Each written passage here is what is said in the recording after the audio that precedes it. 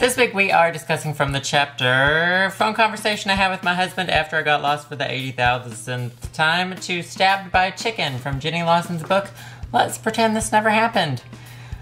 I got really out of breath saying that long chapter title. As expected, this chapter was full of many more wild, funny, hilarious recounts from Jenny Lawson's adulthood. One thing that I've come to appreciate about this book is what I perceive as the very honest tone that it has. It never really seems like Jenny Lawson is trying to hide anything from us. To me, at least, she feels like a very credible narrator. And I wrote down that even when I'm wondering whether or not some things are exaggerated, if they do turn out to be exaggerated, like kicking the doctor in the groin, which happened in her head, she tells us that it's not real. So that generally makes me believe all of the other things that she says when she doesn't say that they are imagined as well. I don't know if that makes sense. It made a whole lot of sense when I wrote it.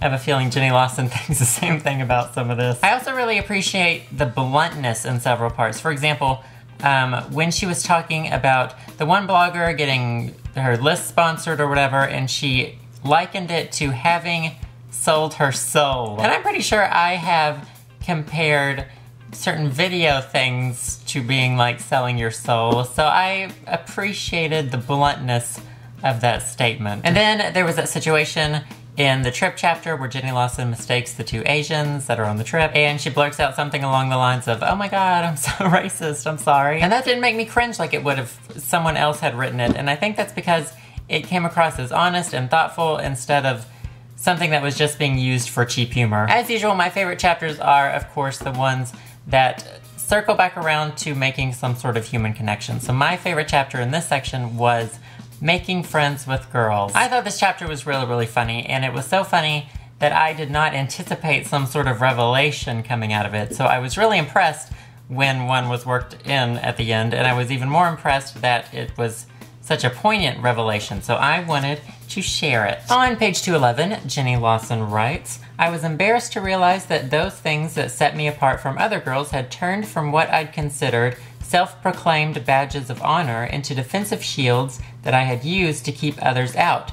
I'd used those same shields to judge and dismiss other people who I suspected had more than me in the exact same way that I'd been judged for having less as a kid." And then circling back around to honesty, I really appreciated Jenny Lawson sharing her struggles with rheumatoid arthritis and more of her anxiety issues, because I feel like those are the things that really ground Jenny Lawson in this book amidst all of the wild and the crazy and the funny stories. One thing that I did notice, and I made a note of it, is that adult Victor, whenever he's present, he always seems to be either arguing with Jenny Lawson or very exasperated whenever he is present in the story. And I totally understand we are only getting snippets of life here, but I made a note that I really wanted to see a situation with Victor where he was not arguing or did not seem exasperated at a situation. But just when I thought that wasn't gonna happen, boom, right here on page 241, Victor drops $300 on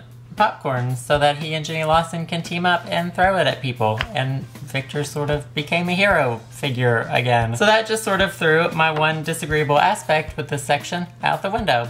I can't really say anything.